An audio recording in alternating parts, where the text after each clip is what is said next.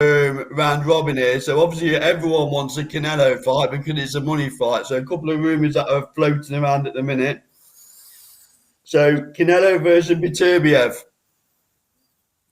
That was one that's floating about. We all know Canelo's going to fight McCarthy. We don't. We know that's a done deal. But we're talking about Canelo versus Viterbiev. So Chris.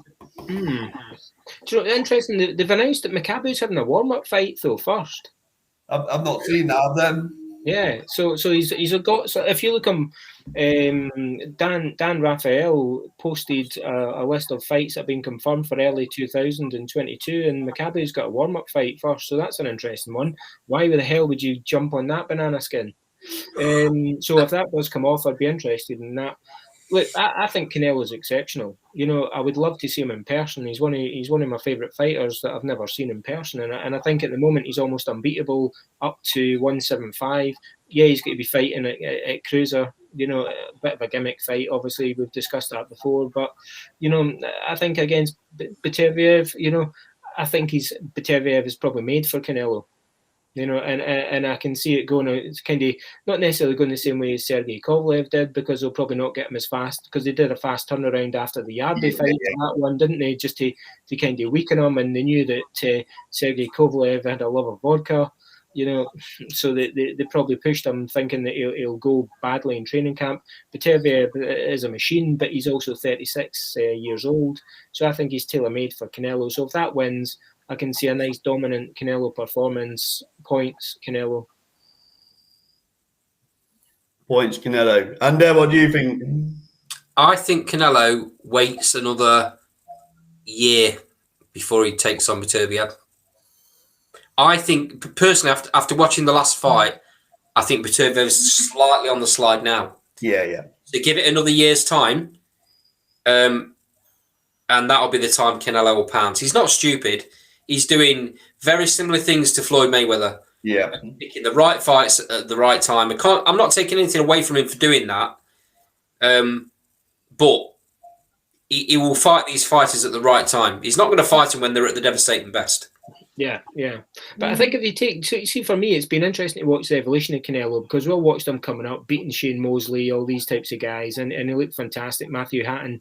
And then he came against Floyd Mayweather, and he almost looked clueless, you know, and at times in that fight. Then his next big fight, he fought a guy called Erisandre Lara, you know, and I thought Lara beat him. Yeah, you know, and I just didn't see that Canelo was what he was hyped up to be. But then you take his body work since the Lara fight, and you see what he's done, and he's actually become the best pound for pound fighter.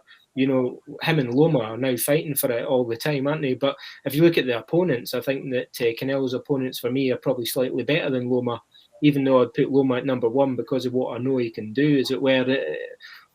But I think Canelo's exceptional, and for me, he beats everybody between, as I say, 168, 175.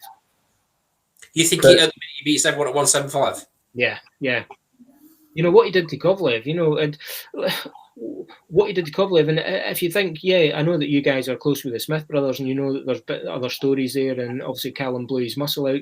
Callum was a 175 fighter at 168, really, wasn't he? Yeah. And you know, I think I think that Callum Smith is his biggest danger man at 175, but the fight would never happen because people would never call for it. Yeah. Well, they'll call for it if Callum goes and wins a couple of the titles. If he becomes undisputed, then you know that would be an interesting one, wouldn't it? You know, because if you look at the other guys around at 175, you know, you've got Joe Smith, you know, who's going to be fighting Callum Johnston. You know, Callum Smith should knock him out. You know, he would knock either of them out. You know, You look at Bebetov, and you look at his age. You look at Bivol. I would take Callum Smith over both them at this moment in time. You know, so, you know, maybe if he does something exceptional at light heavyweight, then we could see the return of the fight. But, you know, I think Smith's distance and movement, you know, even though I still think he's a little bit robotic and upright, still beats Bivol and still beats Bebetov. Yeah. Last one then is Canelo versus Usyk. Another rumoured fight, which is, I'll just throw my 10 pence in. Usyk would knock him out. No two ways about it. I know what you're saying. At what weight? Cruiser. Nah. Usyk's offered, as long as he can keep his belts, he's offered to boil back down to cruiser. I'll say one thing. Roy Jones Jr., he went up and he fought, an average guy, didn't he, in Ruiz, and he schooled him. Then he came back down and he boiled himself down, and Tarver spanked him. You want the same fighter, was he? Glenn Johnston spanked him, and there was nothing left in that guy. And thereafter, with all the best respect in the world, Roy Jones had nothing left at all. It must be for the money. That's all I can say. It must be for the money. It can't be for the prestige, can it? Nah, but there's no way that I don't. When you look at Usyk's body there against Joshua, there's no way he can boil back down to anywhere close to 15, 14 stone. No way. But it'd beat Canelo if he was able to boil back down for me. I think Usyk's beautiful, isn't he? Like, not to look at, he's a bloody monster, but he's in the ring. Fantastic boxer, isn't he? And what do they call him? Papachenko is just trained two unbelievable fighters. I mean, the ring craft, his knowledge in the ring. You can actually see it on his face. Yeah. You can see him thinking through the fight as it's going on. Yeah. Did you guys go to Manchester and watch him against Bellew? No. Like for all that I love Tony Bellew, and I genuinely do. He looked ill at that weight though, didn't he? Oh, Tony Bellew. Yeah. Have you ever seen the picture of him when he fought Adonis Stevenson in Canada? Terrible. God. But as much as I love Big Tone, when you actually seen what Usyk did to him there, he just bided his time. He was almost laughing away to himself. He was going back to the corner as if, yeah, I've got him. Don't worry about it. And Bellew thought he's having success, didn't he? Bellew, yeah. And so did I, to be honest. So did I. I thought he's doing well here. Yeah, no, I remember at the fight thinking 6 rounds in, thinking Bellew's going to do this. Like that's how much he was putting on a good performance. But you just knew that when you came back and watched it, actually not at the Manchester Arena, and watched it on the TV, you could just see the difference there. And having watched it again recently, when Usyk was about to fight AJ, like I seen a totally different fight to what I seen live, and Usyk controlled it and took him out, and as Tony Bellew said, he made him work for every minute of every round, chasing him, so yeah, Usyk is clever. Both him and Lomachenko are as well, that's just the way they control the ring and the angles and the movement, the feet work, beautiful. And then the last one that I do hope happens is Crawford Spence. Never, mate. Never in a million years is that fight happening. That is a fight. Spencer signed up to fight Ugas. Ugas, yeah. So you've got an opportunity for Spence to sign on the dotted line against Crawford, but he goes and fights Ugas instead. What does that tell you? Yeah. You don't want any part of Crawford, mate. That weight division is the most disappointing division in terms of matching each other that I've known in any era of boxing. It's awful. It's one of those fights when people talk about big fights, they say, I know what we'll do. We'll throw in Danny Garcia or we'll throw in Sean Porter. There's a big fight for you. Well, it's not. What we want to see is Spence coming through and fighting Crawford. As much as I thought Ugas was decent against Manny Pacquiao, Manny just had nothing left. No, he was done once. That was a very, very... I'm surprised he's not fighting Ben next. Ugas would not have lasted 5 rounds against a prime Manny Pacquiao. No, if you think of the Pacquiao that beat, say, Antonio Margarita, yeah, you know what I mean? Like the Pacquiao that was so fast there and in and out and bouncing on his toes, there was none of that. And Manny knew that from about the second round. You could almost see the resignation on his face. I think for me, Spence is huge at the weight, and he beats Ugas and beats him really handily. If they fought and they did come off, I still think that I could see Crawford winning the fight. But again, I can make a really strong case for Spence to win the fight. That is a 50-50 fight. It would be one of the biggest fights in 2022. But I bet you something, it would go under the radar in Britain. Yeah, we was at Bramall Lane when Spence fought Brook, when he almost announced himself on the world stage into that night. Yeah. And he was something special, Andy, wasn't he, that night? Yeah, he was. I mean, we were saying on the way down, we're driving down, we were saying we've got a really bad feeling about this fight. Yeah. If that Spence turns up Crawford's in for a really, really difficult night, and it's a very close fight. I don't think you're ever going to see that Spence again. No. Since that crash, I don't think Spence is the same person. He should not have walked away from that crash, firstly, No. because it was absolute insanity, and the fact that he did get up and walk away with a couple of cuts and bruises off his face.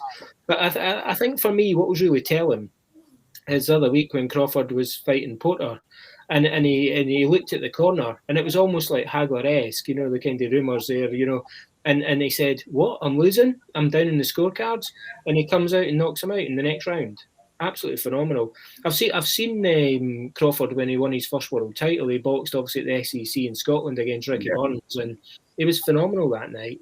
But when you think again, his body work, people say that he's nowhere near Loma or he's nowhere near an Usyk. But when you think of who he's beat Khan, went under the radar because it wasn't on British telly. And that was an absolute sin.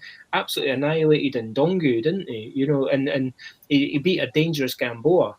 He tried to think Romando Beltran as well. He's skilled every single person that he's fought. I think that Josh Taylor fight will happen as well in 2022. Do you know what? I think Josh Taylor wants it, and I think he needs it. And the fact that both of them are top rank and they both met recently and shook hands, that for me was a fight getting announced. We want you. Who wins that fight though? I think Crawford wins it. Yeah. I think Josh is great, but he's got a funny style for me still to watch him. And I can see that Terence Crawford can keep him at range. And I think so. When Terence Crawford beating Dongley, it was a massive body shot. I agree with you to a point. Terence Crawford will keep him at distance for the first few rounds, but eventually Josh Taylor will turn it into a fight. I don't think Crawford will allow it. I don't. Crawford won't have a choice, mate. Yeah, but I don't think Ramirez was too slick. Ramirez had 2 belts, but he wasn't anywhere near a world beater. And I think that when you look at, again, we talk about body work and stuff like that, Josh Taylor's last 5 fights have been phenomenal. The amount of people that he's fought that have been undefeated, and when you look at Rigu and and even when he won the world title, he was fighting undefeated fighters. I think these last combined fighters is something like 176 or something like that, isn't it? It's something stupid. So the thing is about Taylor, sorry Chris, is you talk about people walking around with confidence and feel like they can't be beat. Boy, Josh Taylor sums that statement up. Yeah, totally. And he's also one of these fighters that raises his game against anyone he comes in with. But so does Crawford, though, doesn't he? And Crawford seems to have these different gears which he can just slip through, and he slips through them with real ease and confidence as well. I hear you. There's an argument for both ways. Totally. I've got a lot. I've always liked Taylor from very early on.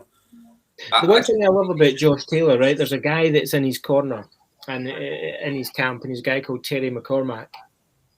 And back in the day when I was kicking around boxing gyms in my younger days, Terry McCormack was a trainer in Edinburgh, and he now owns a Lock End gym where Josh Taylor came from. He's still with Josh, and I think that's absolutely phenomenal. Terry trained the Appleby brothers. Paul Appleby went on to win a British title at one point, and my gym was a gym in Edinburgh which was famous for having Ken Buchanan, a gym called Sparta, unfortunately no longer there. But Terry used to come down to our gym as well, just as he was starting Lock End up, and he really is a phenomenal guy. And the fact that him and Josh are still together, it genuinely is fantastic. Now with Ben Davidson, has he added something to Josh Taylor? I think he has. But, for me, I think Crawford's such a mature fighter, and I can genuinely see Crawford, if that fight does happen, just being that little bit too clever for Josh Taylor.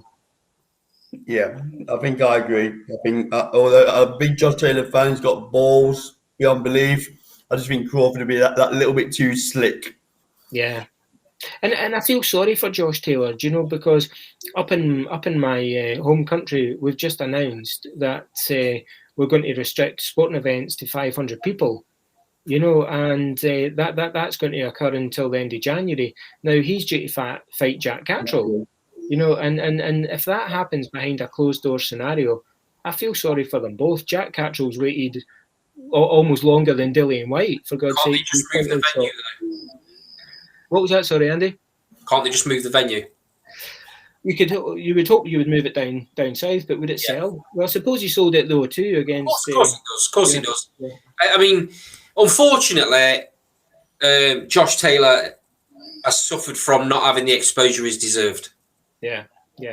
But the fight sells anyway, and Scottish fans will travel as long as they can. You can always take it to Leeds. That's where Catchall's from, isn't it? Leeds. And he's from Chorley. Is that so? Your part of the world, so somewhere northwest. You know, you got Deepdale, you know.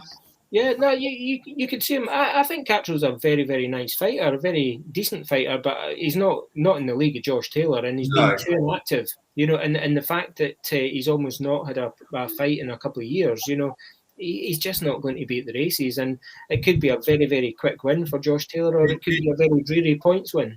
It deserves a crowd, though, doesn't it? So, you know, anybody that's a 4-belt champion in this modern era, like Josh Taylor, deserves respect. And like, not that I put any weight behind it, you know, to not even have him on the Sporting Personality of the Year. Oh, disgraceful! Absolutely disgraceful.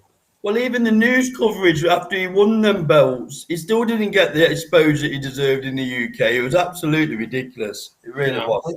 And it was. It shades of Ken Buchanan. You know, when Ken Buchanan won the world title, like, he came back to Edinburgh and there was nobody on the streets. It was the same again when Josh Taylor won. You know, it went so under the radar, you know, that it didn't even happen. It was a shame. He is a decent guy. Well, now Top Rank have got this deal with Sky. That's going to put him on the platform he deserves to be on, to get the recognition he deserves in the country. Yeah, you would hope so, because I think that he's got a wee bit of everything. He's got a little bit of cheek to him. He's got a little bit of swagger, you know, and people can associate him with him a wee bit like Ricky Hatton, you know, like, this is a boy that I could go drinking with, I suppose, you know. It's nice that it's spoken on social media as well, which always helps, doesn't it? You know? Yeah, maybe he uses the C word a few too many times, but he's okay. I really like him, and he is a family man. He lives just outside Edinburgh, a wee place called Preston Pans, and the fact that he's a ruler of the world and he comes from Edinburgh, he's a Hibernian fan. That's about the only thing I can say that's bad about him. So I'm assuming you're a Hearts fan then, are you, Chris? Good on. Yeah, not doing too well at the minute, but that's for another day. Okay, so we'll bring that to a close here then, guys. Just coming up to the hour mark. Okay, so there are our views. What are your views? Leave them in the comments below. Leave us any arguments you might have. You don't agree. You clear any Connor Ben fans out there. Feel free to put your comment below. I think it's a hype job. Put what you want. Wow. And then we'll see you on the next show. And Chris, thank you very much. As always, thank you. Take care.